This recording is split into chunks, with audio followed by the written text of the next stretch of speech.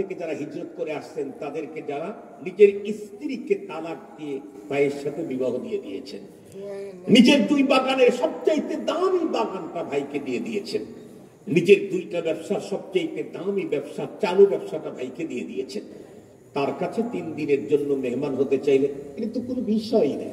উনি বললেন ভাতিজা চলো, তো উনি সাথে চলে গেলেন। 3 দিন পর্যন্ত ওই সাহাবীর কাছেই থাকলেন দিন রাত। 3য় দিন যখন চলে আসতেছেন তখন বললেন আঙ্কেল জায়গা। উনি আবার জিজ্ঞেস করলেন ভাতিজা কেন আসলে, কিছু তো বললে না।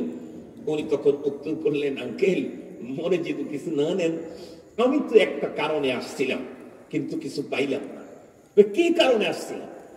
আপনি 3 দিন আমাদের মজলিস শুরু হওয়ার অনেক পরে ঢুকেছেন, কিন্তু নবীজি আপনার আগমনের আগে 3 দিন বলেছে এখন একজন সাহাবী আমাদের মজলিসে ইন করবে, সে কিন্তু জান্নাতি। আর 3 দিন আপনি ঢুকেছেন। নবীজির জবানে 3 দিন আপনার নামে জান্নাতি হওয়ার সুসংবাদ শুনে আমার দিলের ভিতরে তামান্না জাগলো, আপনি কোন আমল করেন সে আমল আমারও দরকার, তাহলে আমিও জান্নাতি। এ কারণেই মূলত আমি আপনার সাথে এসেছিলাম।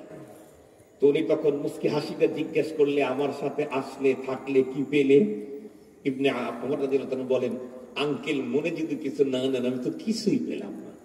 তার মানে আপনি আমাদের মতোই এশার সালাতের পরে এই যে ঘুমিয়ে গেলেন, একেবারে ফজরের সময় উঠলেন।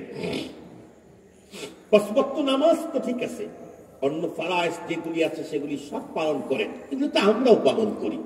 আপনার ভিতরে নতুনত্বের এক্সট্রা কিছু পাইলাম না। সাহাবী রাসূল তখন উত্তর করলেন ভাতিজা কিছুই পাওনি? কয় না কিছুই পাইনি। উনি তখন উত্তর করলেন বলো 3 দিনের 72 ঘন্টা আমার সঙ্গে তুমি ছিলে, এই 3 দিনে আমাকে কোনো গুনাহের কাজ করতে দেখেছো? বলে না তা তো দেখি নাই।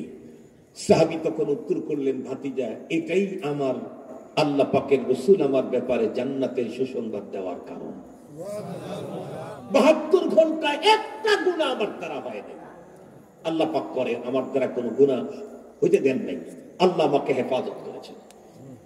আমি বলতেছিলাম বিশ্বনবী সাল্লাল্লাহু আলাইহি ওয়াসাল্লামের সাহাবায়ে কেরাম শুধুমাত্র কেবলমাত্র 10 জন দুনিয়া থেকে জান্নাতের সুসংবাদ পেয়েছেন এমনটি না, বরং পয়গম্বরের জবানে বাইনে মে একটা টাইমে সর্বোচ্চ 10 জন জান্নাতের সুসংবাদ পেয়েছেন।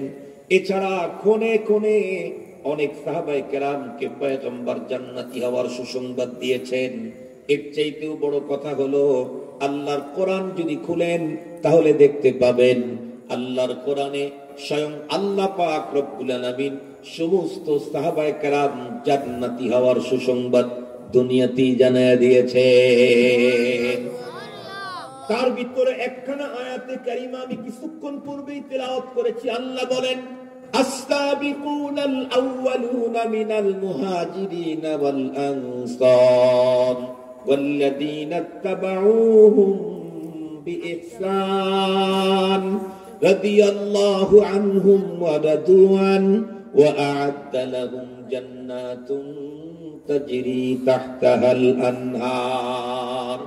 আল্লাহ পাক বলেন আমার পয়গম্বরের সাহাবী সাবিকিনে আউয়ালিন মুহাজির হোক আর আনসার হোক তাদের প্রত্যেকের উপরে আমি রাজি আর খুশি।